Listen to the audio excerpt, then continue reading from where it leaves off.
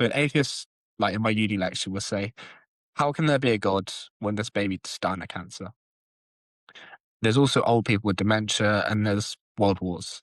How can there be a God? And what I'd reply with that is, unfortunately, you need extremes. And I'll tell you why you need extremes. I'll give you an example why you need extremes.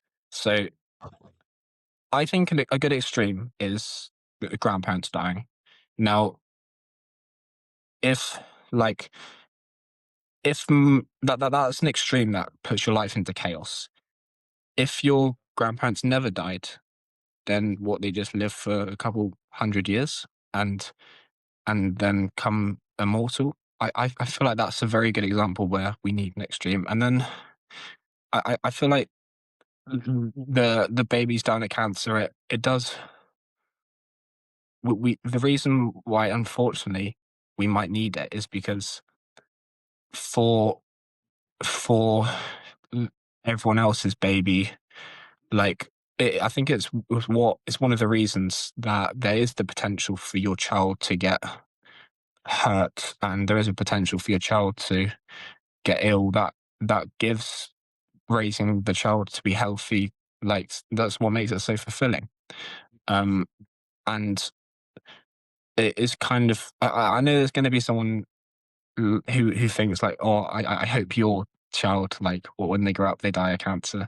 There's going to be someone like that in the comments, but generally I think what I'm trying to point to is um like the reason we need evil um is so that the good feels fulfilling. And like in a business example, like I think the reason, like, if you create a business and it just succeeded, then having a business wouldn't feel, it wouldn't be special. It wouldn't be fulfilling, because there is that risk that 90% of businesses die.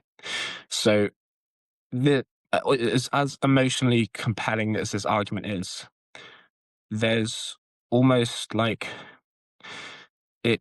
It is. I feel like there's a world where we need extremes, and then this is where this is where I start to struggle. Though, is because then you can say, well, is there too much extremes? Do we need a Hitler to be grateful that we don't live in a tyrannical country? Do we need these wars? Is there too much extremes, and real world problems? Because it certainly feels like there is. Um, So in that, I just want to ask for clarification. Are you saying that this kind of offering a clear opposition to the thing that we want makes us appreciate the good, right? I get that. mhm. Is that justification for evil alongside God, or is that justification for evil being a natural part of life and the more atheistic argument? Which side of the fence is It's this? something. So this is something that God created evil. God created evil because we need it. Okay. And an atheist would say that, well, how can there be a God who's supposed to be all loving, and there's babies that die of cancer, and there's old people with dementia, and there's world wars, and then I'd say, well, unfortunately, you need extremes in, like, there's a little bit of bad, but then unfortunately, you do need the extreme as well, the other side of the pendulum. Well, Um, yeah, it's kind of like the price that we pay is that the outcome of the game has to be undefined and it can go in the darkest of directions. There is the thing is the problem with talking about this is it's so emotionally salient, these ideas about like yeah, these circumstances that do happen to real people, and it tears their lives apart. And who are we as two 21-year-olds to understand what that's like? And like I feel like we both get why this is such a touchy subject because of that. But the logic in what you're saying is right, that if everything was going to go smoothly and we knew that from the start, there would be no adventure. Like you need to you need the risk. You need the risk to have the experience. And if we imagine like human life being like God's game that he's created, if we weren't free players and there wasn't the opportunity for us to lose in the darkest, most cruel ways with the most suffering and pain and hardship, then we wouldn't be playing a game. We would be just carrying out a script. Then we get into, cold determinism, and even if it was cold determinism leading to the good, it would still be no fun, no adventure. It's like you these things have to happen to show that we have freedom in the game, and that God isn't powerful over all the outcomes, or not the small detail ones of our life. But yeah, I mean, 100%. Like, it's hard to talk about this shit. But It's hard. I know, like, yeah, we haven't had a child die of cancer yet, but we've had hard shit happen to us. I mean, we've had like grandparents die, and I've had a business fail, and I think those experiences, they form us as basically better people. Well, yeah. How do I if I had a strong belief in God justify my disability? And I'm Mhm. not an extreme case. I live a relatively normal life, but if I wanted to, I could invest in bitterness about it. You know, it's, but like you say, it's just adjusted my game and it gives me different opportunities. And how do you know what a good and a bad experience actually is? I know this sounds like so like out of touch, but even the worst experiences, they teach you things about life. They teach you things about pain. I mean, I don't know. We're getting into murky water here because people can make so many arguments where we're out of touch. But I just think that for the wider game of life, these dark things have to happen because the ideal without them is just not real. It's just not real. Yeah, um, I think that is a genuine excellent question. Like, because an atheist would say God doesn't exist because I'm a disability, Mm. and I think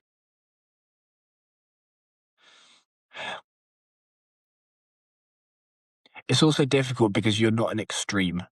Um, Yeah.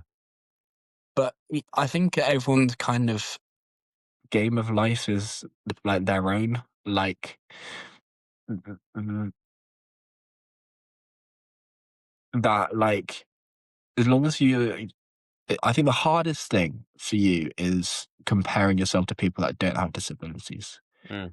I think if you were to be grateful for the fact that you have like quite a high IQ and you have, God gave you sort of the gift of psychological sort of sanity, then I feel like you could be more aligned and get with that. But if an atheist would maybe just sort of look at everyone else without disabilities and would be like, well, how can a God exist when he's isolated me like that? Yeah. Yeah. Yeah. It's complicated, man. It's complicated. It's a worldview problem. It's a because there is a way. There's an almost alchemical mindset you can apply to things. Of everything is a lesson that you are taught, and everything. I don't know. But before we go digressing into these places, do you have more on this initial argument you're trying to develop? Because I do have something to build on it, but I want to let you say your piece first before I go. Yeah, so that's that argument anyway. That's that God created evil. That's what I presented. Yeah, you can say your bit. So I remember this point from reading C.S. Lewis's book on Christianity, and I don't know how far I align with it, but I think it's interesting, and it is on this topic. He basically said that evil doesn't exist as its own independent force. Evil manifests when people either pursue the good to a dangerous extreme or pursue the good in a very unjust way, right? In a antisocial sort of, yeah, I mean, I don't want to use the word evil again, but pursuing the good in an unhelpful way creates evil. And he basically said, like, no one aims to be cruel, but cruelty comes as a byproduct of that person thinking they're pursuing the good or pursuing the good in a dangerous, unhelpful way. So that may mean that if somebody is cruel chasing money, money isn't necessarily a bad thing. Money can be used to make cultures and families and individuals prosper. And money gives the capacity for generosity and for sharing and for the mutual good. So money in itself isn't an evil thing. But when it's pursued in an unjust way, but possessed and motivated by greed and by ego, then it could be seen as, an evil act to pursue it in that way. But it's just because of how it's a how, not a what. And even his basically whole argument was that evil is an inverted good, in the same way that that Satan himself was one of God's angels that fell from heaven and turned against him. It's an inversion of, like, the true reality is good, but it can be inverted into evil, and our free will enables that inversion. Even in the same way, if you pursue, if I don't know what's a good example, like food, like eating food is not a bad thing. It's necessary for us to survive, but pursued too much becomes gluttony, or Mm. the the acquisition of food, and not sharing with others in the community becomes greed. It's the it's the extremes of the good. It's the good pursued in the unjust way becomes the evil. Evil doesn't, like cruelty. People don't really act thinking, I'm going to be cruel to this person, unless you're maybe some dark psychopath. Even I know we get a lot of heat for talking about this, but even Hitler thought he was doing the right thing for Germany. He did. Yeah, but obviously he did disastrous things. But in his mind, I don't think he pursued to be the most evil, one of the most evil figures of history. I don't know. I'm not saying how far I agree with this. I just think it's Mhm. interesting as to your line of thinking.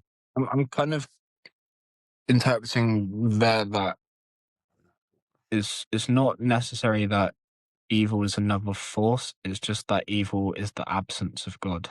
Yes. Um, and how it's kind of like how darkness and light, they're not kind of competing. It's just that the darkness is the absence of light. So that person is still is still like motivated in their head to do good. That stays something true across all individuals, but it's that they their thoughts are dissonant, and they maybe don't realize that they're doing evil, and they've had sort of whatever experience that has made them like that.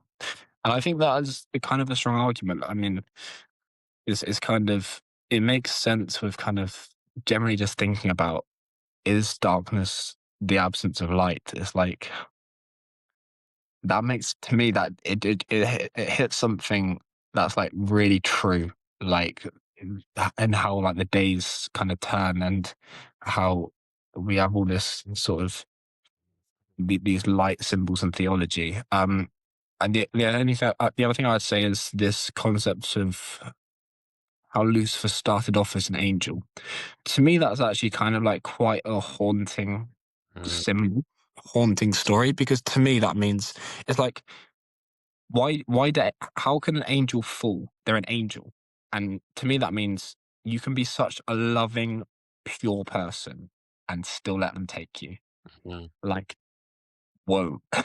uh I think do you know what it is? I think it comes into the psychological bias or the licensing effect, which is when someone feels like they've earned the right to do bad because they've previously done good before. I mm, think can come into it, but it's just that on a big scale, because you can, imagine you're doing God's work every day. You feel like you've kind of earned a reason to be like, I know. It's kind of like when you've trained hard and you feel like, I can slip up right now, I can have a cheat meal.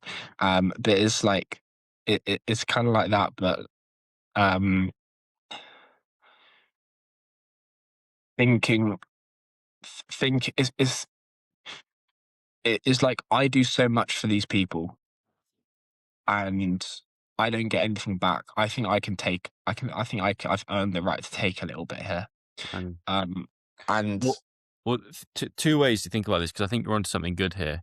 Um, that we're back to this conversation about pride again, right? Pride being the sin that can go unnoticed when you think you have abstained from all other sin, and your ego develops as, I'm such a great moral virtuous person, and then you start seeing yourself above others for that, and then you're vulnerable to maybe the deepest sin, the sin of pride.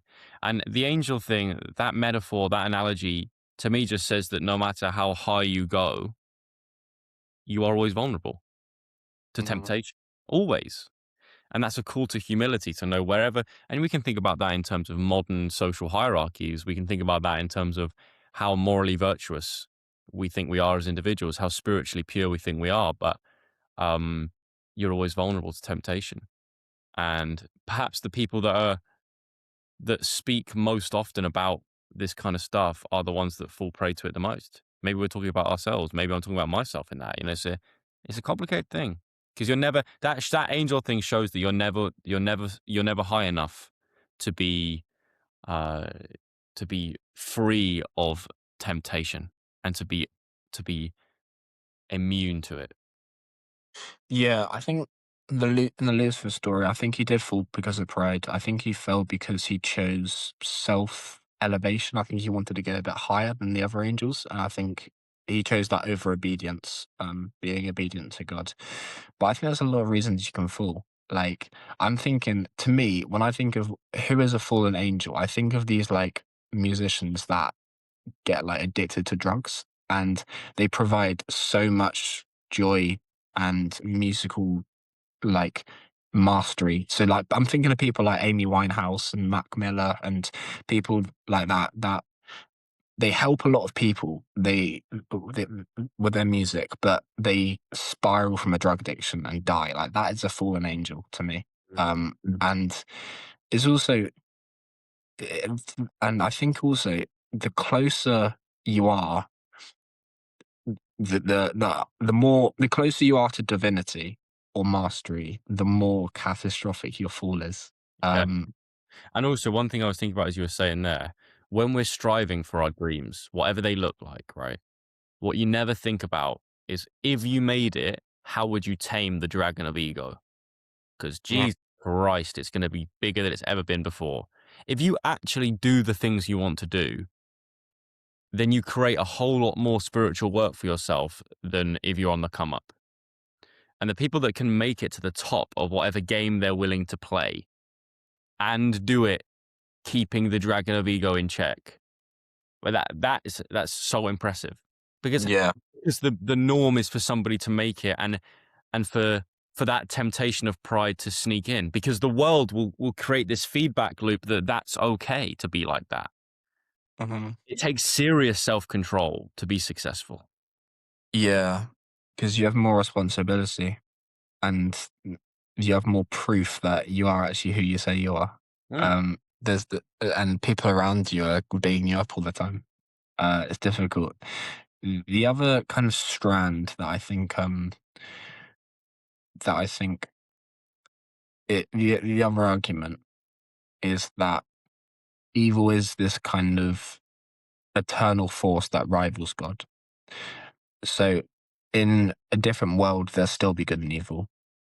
Not just on Earth. It's something that is just natural to the universe. They're two forces that are both higher powers, and they both rival each other in whatever context. And these are backed by stories like Pandora's Box and like the serpent in the Garden of Eden. That it kind of evil kind of just happens. Like evil is kind of just there. Uh, and I think I think it kind of like it pulls us. Like it just like there's naturally a pull that we can so easily fall temptation into. I think that argument also has a lot of weight to it as well. Well, I think every if we use the mythological terms, right, and we represent the good as the hero and the bad as kind of the adversary. Every great hero needs an adversarial force to overcome. Um, and even just like I'm thinking in terms of like for us to be brought into the world, for life to be given life, there also has to be a force that takes away life. You know? Mm, Like when something manifests in this world, it is also destined to die. It may be quite a destructive, painful way. It's like the evil and is it something baked into our like the fact we're finite? I get what you're trying to go, like, along the lines you're trying to walk down, because it's not like I don't think it's an accidental, like, bug in the system that's because of that's created because of the human psyche and human nature. Maybe there is something integral to how the universe is made, that, stars are born, but they also die in some of the biggest explosions. And there's a small percentage that they turn into a black hole. If they're a big enough star, they turn into a black hole and suck things around them into non-existence. I mean, that there is something almost, yeah, like mythological and profound about that idea, that for something to be, it has to be destroyed also.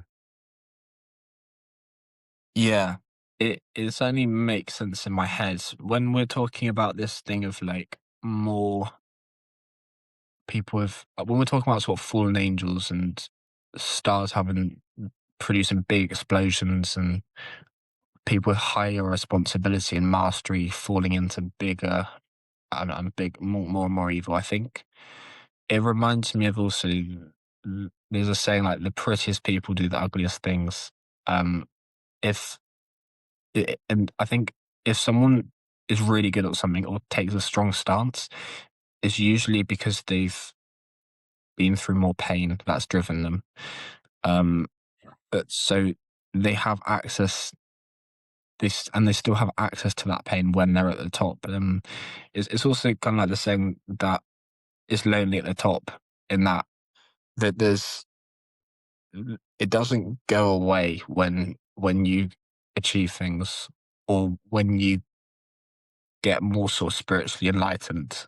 Um, uh, it generally gets bigger, and also I also wanted to bring up this Orwellian concept called Room 101, which essentially in 1984 Orwell's book, Orwell describes this room, which the main character uh basically like I think what was he called?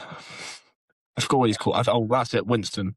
Yeah. Um, yeah, the main character Winston goes into room 101, which contains his worst fear, which for him is rat torture, and it's pretty graphic in the book. A device is like strapped to his face, and he's told the rats will basically eat through his flesh. And I feel like we have a room 101, but in our mind, like it's a psychological metaphor. It's like a corner of our mind that contains like our deepest fear, kind of like a Jungian shadow. And maybe that's where you're the worst version of yourself, and you're like very anxious and you're scared. And actually, this can be something that represents that evil is actually built into our head. It's a natural thing that's into our head that, to me, Room 101 symbolizes that like everyone has a breaking point.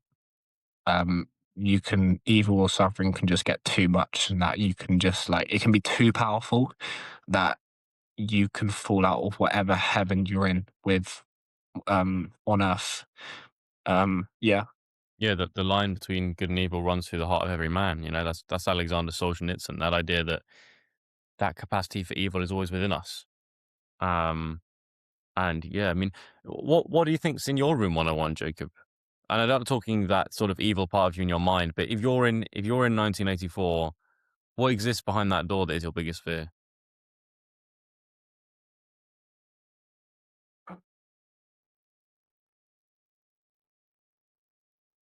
I think sometimes our greatest fear is like ourself, or like our great enemies ourself. And I think it's us doing like I think it's us. I think for me it'd be like torturing, like mainly psychological torture to loved ones would probably be another in 101. Because I do think like psychological, like you don't want to lose your sanity ever. That is so brutal. And I think to do that to other people, I think that's like the worst. And just seeing that, like just seeing yourself do that in a room 101 would be like, I think that would me like, Mm. Yeah. Good answer, and a sort of inversion of what people would normally assume, which would be that that thing in that room is something done to you, whereas you're seeing it as something that you would be forced to do to others. It'd be even worse. But I do agree. Oh, nice. Yeah, it's deep stuff, man. Should we move on? Yeah. Tell me about Dawkins' first interesting point from the book. Yeah. So I've started, and I'm still in very early stages of Dawkins' The God Delusion, and I'm reading this because we've been very God heavy on the podcast. I've been very God heavy in my own life recently, and there's a potential that me and Jacob might be preparing for some kind of theology debate, and I wanted to engage with the opposition to my assumptions. And that means going into the world of the atheist and seeing what they have to say and seeing what I align with and what I find interesting and what I have criticisms of. And I think doing this will make my theories more advanced and more sophisticated because I know what the opposing team may say and what I may say in response, or what of their arguments I think is worthy and what I should adapt into my theories. So anyway, so Dawkins' first interesting point from the book that I read, I'll explain to you, and then I'll explain my response to it, and we can discuss it. So he talks about what he calls the God temptation, right? And that is basically when we attribute complexity and beauty to a higher power because it feels impossible to explain with rationality. But it is possible. It's just extremely difficult. But because of the extreme difficulty of, and maybe the lack of ability or technical knowledge, or we just don't have the capacity to explain it rationally, we just take the easy route and go, it must be God, right?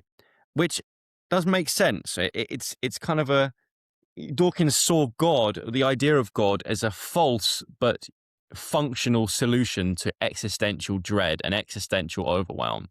When complexity becomes too much, rather than trying to break it down scientifically, it's just far easier to say it was a higher power. And he called that the God temptation. Does that make sense?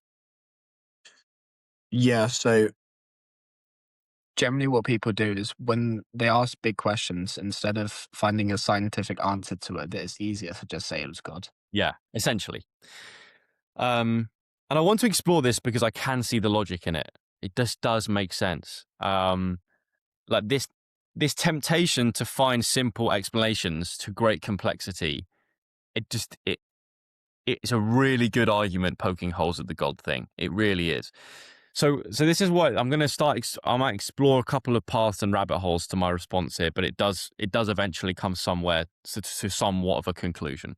I think this like notion of finding a simple explanation for complexity is something so natural to human beings because it allows us to have a sturdy and stable worldview and helps us avoid extreme cognitive overload. Because if you had to really dwell and sit with the complexity of your life all the time, or even some of the time, you just don't have like the cognitive horsepower to process that. You need, like I said in many previous episodes, you need a cookie cutter view of the world for you to exist within.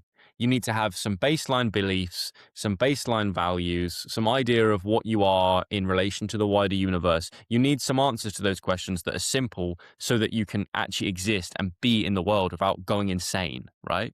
So we do this simplification of great complexity all the goddamn time. And I think, that's to stop this potential existential overwhelm that is very real. I think that's the price that we pay for human consciousness. We are aware, which gives us capacity to enjoy things like art and mastery and great love and meaning, but it also gives us, makes us liable to overwhelm and awareness of our own death and of our own insignificance, right? So this is why I agree, maybe if Dawkins said this is why the God idea, though potentially untrue, has stood the test of time because it fits in it fits our need for a stable worldview. And when those massive existential questions come along, if you have an idea of a higher power, it soothes all that overwhelm. Do you know what I mean? It gives an answer. It reduces that existential dread. But what I want to add is that I think we also have many mental temptations that don't exist in the world of theology at all. We find it's so much easier to find simple explanations to complex problems. And in this, like a specific example is something like scapegoating that we all do all the time. We scapegoat individuals or individual factors for larger problems because seeing a massive issue as caused by one or two small things is so much easier to comprehend psychologically than taking in all the nuance. Do you get what I mean by that? Like, we will blame circumstantial issues in our lives on certain individuals in our family or in our community because it's easy to do that. Or we will blame massive political issues on a couple of individual leaders or on a single party for the reason a country is in a particular position. But all that blinds us to the necessary and fundamental nuance with all things. That's another mental temptation to scapegoat. And in these cases, objective truth just doesn't seem to be relevant because all we're trying to do is hold together this shaky worldview and make sure we don't go insane. Now, shall I pause there? Because this is like a halfway point before I go into my conclusion and response to Dawkins. Yeah. It's kind of like, in the same way you might say, I'm not successful because my dad wasn't successful. You can say, why, you can ask, well, why do I exist? Why is life pointless? Well, no, you can ask, okay, in the same way that you blame your dad for, it's in the same way that you say, I'm not successful because my dad, oh my God. Okay. In the same way you might say, I'm not successful because my dad's not successful. You blame them. In the same way that's kind of scapegoating, you might ask why I'm here, why am I here? And you might just immediately result that to God. It's kind of like that same blaming type mentality that humans are very used to. Like I like when you said we kind of simplify it in our cookie cutter sort of mentality. That's when we don't understand something, we like to simplify it and like quickly attach it like onto something that feels safe. And I think Dawkins has weight to it. What he's saying, that we might just, when we ask the big questions, it's just so much easier to be like, yeah, it's God that did that. So I like what he's saying. I think it's quite strong. It's very strong. And so what it seems to me from the first sort of few bits that I've been reading is like Dawkins may argue that the best way to view the world is with scientific objective truth as the ultimate North Star. And I think that is what a lot of atheists resonate with and why he does so well. Because, yeah, truth should be the highest aim. You know, it lodged to the human rationality, that makes sense.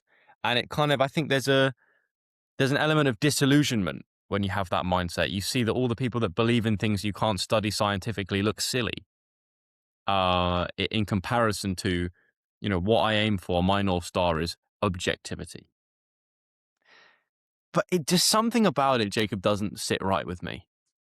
And maybe that's something I need to explore in myself. I don't know. Is that because of my experiences or my upbringing or whatever? But in all honesty, it just doesn't sit right with me. And for me to explore why, I think maybe we do have to step into the world of the abstract, which the atheist probably would hate to do, and describe a way of viewing the world and a way of being that isn't really looked at by this modern life. And it's something we discuss a lot of the time. And it's this idea that should we seek for all things to be explained with facts? Like, should facts be our North Star? Because I think if you break something down to facts, something in it dies. Something in the mystery, something in the beauty, something in the excitement of not quite knowing. It kills it. And we've talked about this loads, right? We've talked about this in terms of like Alan Watts saying that the problem of life, that life is not a problem to be solved, but a reality to be experienced. Right?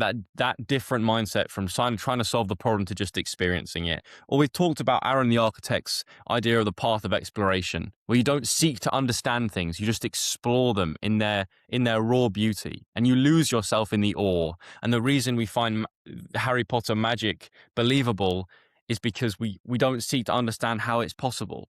Right? And then I think about even magic, like magic in inverted commas in our world, right? When you see, and I talked about this yesterday with the guest we had on, because it's been on my mind, this, when we see great magicians like Dynamo perform something amazing, if he just explained to us with facts how he did it, it would kill all the joy. And so there's a part of not knowing that makes life beautiful. And I think my response to Dawkins is that, yes, I see a lot of truth in what you're saying and your advocacy for scientific explanation. I can see it, and I can see it's valuable, and I get why people like it. But I think there are some mysteries where the rational mind has to stop and allow the mystery be the mystery. Because I don't want to understand my life, Jacob. I want to live it.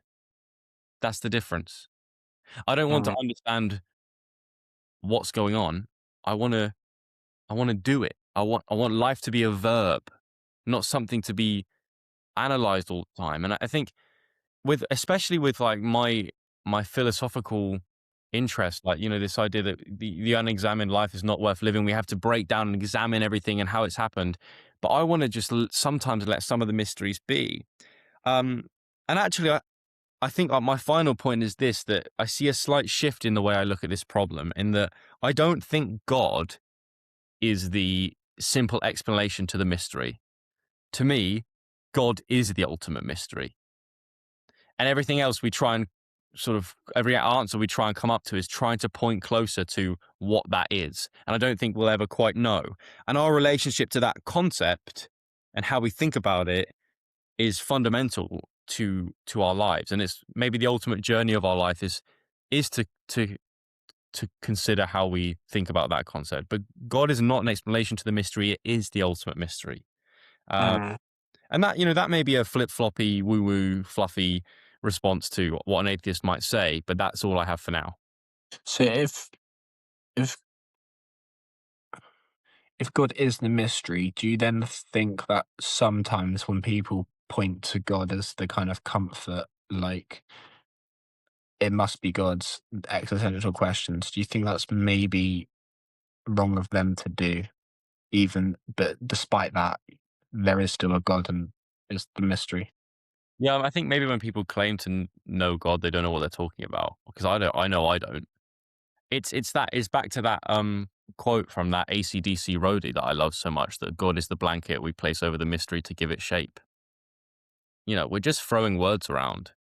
These concepts are so big and so profound and so meaningful that our little human brains cannot really get to grips with it. But yeah, I think when people say God, or say they're a Christian, or say they follow a spiritual path, do they really know what they're talking about? In the same way that I agree with Peterson when he claims that atheists don't know what they're rejecting. I kind of see what he means. Yeah, I think it's sometimes less important about what is objectively true, and it's more important about what you believe is true. And if you go out with like a delusional mindset in the world that you're gonna have an amazing day and you're going to like act like a king you're gonna act like a king and you're going to sort of take on life, then that might not be objectively true. But believing that's true is kind of better. You'll have a better And day. You probably have a better day. and I feel like that's kind of maybe the same with God. I feel like the fact that the fact limits life, it doesn't make us better people to be an atheist. Where do you sit on this fact problem? Because do you agree with me that there are just some things in life where if we understood the facts, we would kill something in it? I strongly agree, if not like feel like I really feel like this is, yeah, I'm very against like having fact as my North Star personally. I think I think the metaphysical is even more real than the physical. I think that So do the you mean things, by that, just to clarify, do you mean by that the world of experience is more important than the world of actuality? Like the things that scientific tools could measure are less important than our interpretations of all that, and it's sort of the internal world. yeah, I think the emotional world. Like imagine if you like limited love to it's just two people with biological attraction, that have a evolutionarily good chance at preserving their species. Rather than using like a speech from Plato's Symposium about how love is this sacrifice of eternal like force that within two people that essentially when you start treating love as an abstract that you don't can't explain that you're just like emotionally drawn to this person and they make you feel good. That is just so much more real than limiting it to biological people that he has a good job and she's very attractive and so that works as a relationship. I don't see it one as a good way to live life and two as real because it's almost its surface level is almost materialistic to go about life like that. Like it's what when you could like experience something higher in the forms. Like that's I think where I sit with it. And there's also just this world of like myth and story that we like stories like the ultimate like form of story is the ultimate form of experience that we're so drawn to. We love stories. And And it's how we most well, how it's how we most easily transfer wisdom, if at all, is through story. Facts do not transfer wisdom. Like facts and wisdom exist in different worlds, I think. Because a fact applied in context is wisdom. But without that shift into applying it in context, it's not wisdom yet. Do you get what I mean? I guess I think an atheist would just say that they're not interested in myth. I think I've heard Dawkins debate Peterson, and Peterson goes like, "Well, he basically tries to provide an argument that dragons exist, and he's like, how many dragons have you slayed in your life?" To Dawkins, Wow. and he says, "Well." Dawkins like, I don't believe in dragons. And Yeah. Peterson's like, well, do you believe in lions? Do you believe in Komodo dragons? Do you believe in the group category that is predators? Um, It's such basically, a good debate. I love it. It's so fun. how predators sort of aligns all these animals together into one thing. And Dawkins like, yeah, I believe in that. So what's the difference between that and dragons? Yeah. So what Peterson is, what he argues basically is that if you believe in the concept of predator, then you believe that a dragon exists because a dragon is the archetypal top of the predator hierarchy. Even and Dawkins is just like, well, but I've never seen one or heard of one actually existing. And it's like fact and mythology just having a conversation and butting heads. It's so funny. And like, I've heard Dawkins say in the past that Peterson's drunk on symbols. He lives in the symbolic world. And there is some truth. I can't say I disagree with it, but I'm a person that's more inclined to say that the dragon idea is as useful as the idea that this bottle on my table exists. Like If not more. the idea is functional, it but it's not a fact. So what is it? It's a story? It's a metaphor? Uh, I don't know, man. I mean, yeah, it's And Dawkins' response was just, I'm not interested in symbol. Unfortunately, I'm interested in fact. yeah, yeah. And what is that? Is that a personality thing? Like, But it'd be better. I think would be better if you believe in symbol. because Jacob, all the people that may comment on our stuff and listen to us and have disagreements, the people that just go, guys, you're looking too deeply into this. Mhm. I get what they're saying because we do look deeply into things, but it's something in way my mind is oriented that I can't not do that. And I think people that may think that they're just not interested in symbols. They're just not. Now, before I forget, can I just say something I wanted to say earlier, which was Carl Jung has this passage when you were talking about seeing love is purely biological would just kill it for you. He has this passage. I'm going to botch it, but I love people to go and research it. I think it was in the Modern Man in Search of a Soul, and he was like, man has this external reality that he lives within, and this is the world that natural sciences measure and explore and discover. Right, biology, chemistry, and physics. They look at how man, the outside world that man navigates, and how we relate to that, and how everything exists and functions. And there is great value in that. But what Jung also says is that there is also an internal world that man lives within and man navigates. And this world can only be studied with religious ideas. And looking at either one in isolation doesn't paint the right picture. You have to look at both, because man is both, and this is when we're getting into Ernest Becker's kind of ideas here, man is both animal and symbol. Do you know what I mean? That's what I think the religious texts mean when they say man is born in God's image. We have a consciousness, we have a conscience, we have a psyche, we have an internal experience that other life forms just don't seem to have. And we have to give justice to that. And I think the way we study and explore it is through spirituality and religion. I think those guys that are like, I prefer fact, I think they have a left hemisphere brain. Yeah. And for them it's a comfort thing to not have the world in a nice thing that always stays the same. That for them that's good. But without the metaphysics, you don't have adventure, I don't think. You don't have the right hemisphere is the one that kind of takes on the adventure. It's kind of like, I wonder what Dawkins' perspective would be on the future, because the future is a metaphysical thing. It's not happened yet. And like having an ideal for the future, and how that, and kind of trying to create that and grasp that into existence. I think that's quite a right.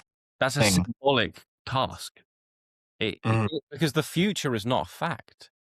The future is an idea. The future is, I mean, tell me, Jacob, if I'm going into, if I'm reaching here, but the future is as real as a dragon. I guess people could argue that I'm never going to come into physical contact with a dragon, and I will come into physical contact with the future. But my idea of the future is as unreal as the dragon. It's not a fact. And yet we all go around living as if our future exists in the way we want it to. And that's what motivates us to do the things we do.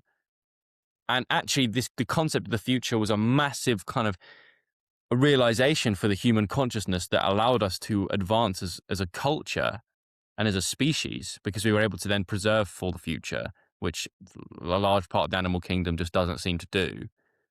Not consciously anyway. They may prepare for winter and migration, et cetera, but we, an animal can't think 10 years, what it wants to do in a decade, whereas we can. I'd like to know what Dawkins thinks of that, because maybe he'll think of it in terms of the world of mimetics, that it's a functional idea that has its own evolutionary path, as in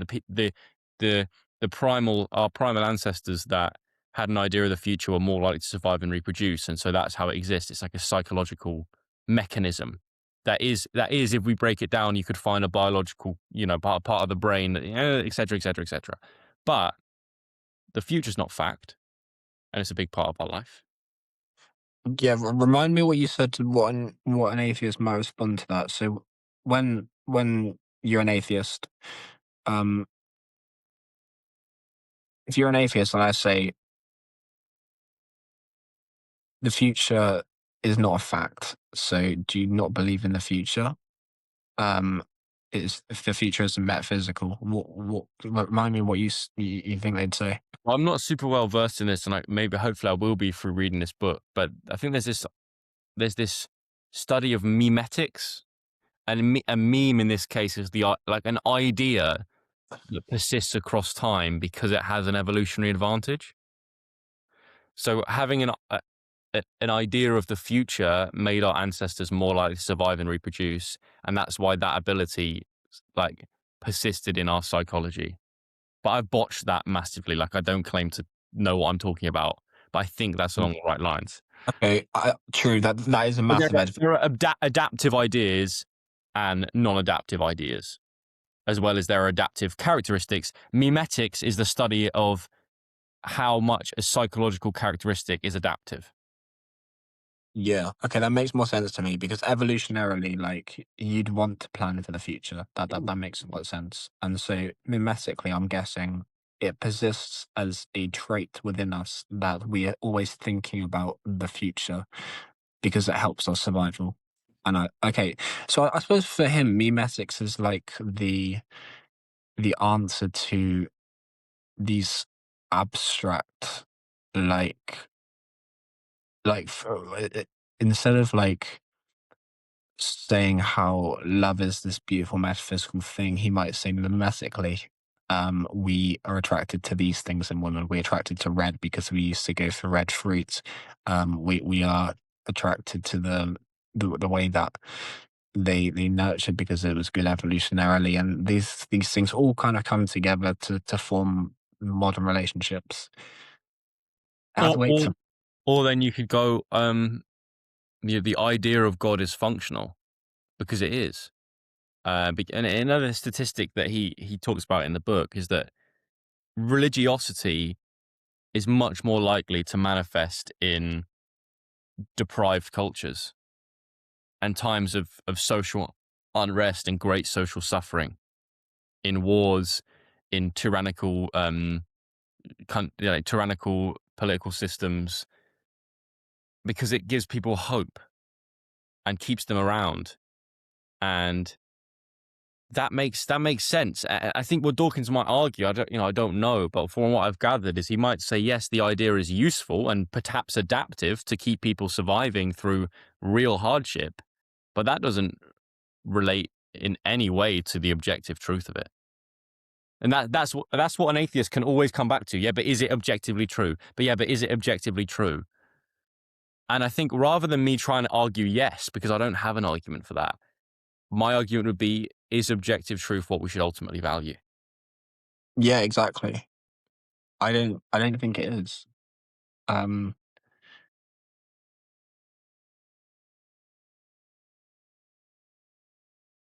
but the last bit that you said, it was okay. Yeah, so God will. Okay, so in more poorer societies, or if you're poorer and your government is corrupt, you're more likely to believe in God. Interesting. So that is, I feel like that's also because it's out of our control. That there's some externality that's happened without our control, and we need God to come down and like help. And I, it's and provide us hope. I think that's a very good point. Actually, that makes sense. He Uh, argues that when a culture becomes more comfortable, a belief in God just seems to slowly disappear, and we're seeing that in the West. We're seeing, yeah, and so then does this increasing absence of God mean that we should get rid of it completely? I don't. It's really interesting, isn't it? It's really interesting because, yeah, is it a psychological cope?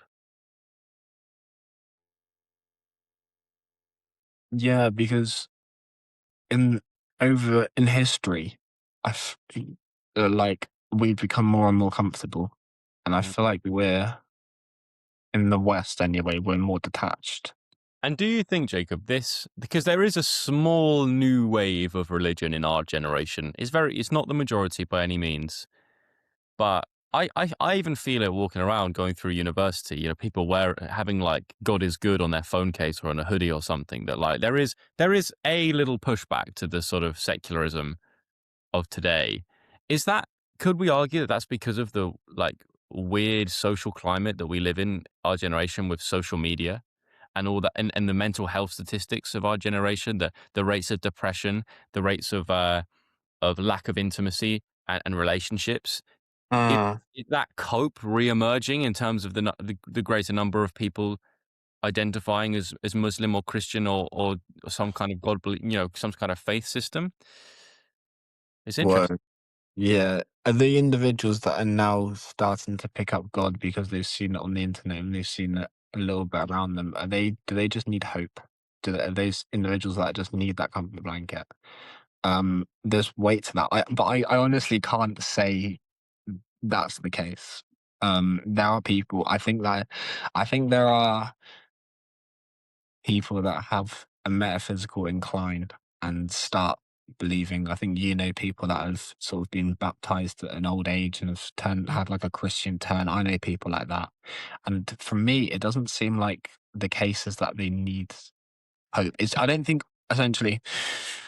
I don't think when you're like at a bad place, you not for everyone. Not everyone goes to a bad place, and because they're in that bad place, they then start believing in God. I think there's some people that are like kind of doing all right, and then they start picking up because they get some kind of experience, they get a feeling, they get inclination. But I think both happened. Yeah, I agree with you. I think those cases do exist, but I also think in states of crisis, a faith system just gives you a pathway. It gives you this is the way to find the light again.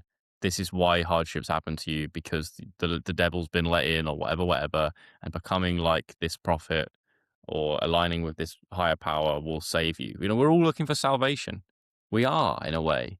I even look at this with the work I'm doing in my dissertation at the moment, looking at people that are spiritual but non-religious. Like religious ideas come up in what people are talking about. The idea of salvation, of guidance, of purpose, of morality. It runs through everything that all my participants said. So we are all Mm. looking for that. But I think, I mean, I think it's almost like when we're at that low point, we as individuals, we don't feel like we're able sometimes to get out of it ourselves. So we have to have adopt a faith system to help us kind of get through it.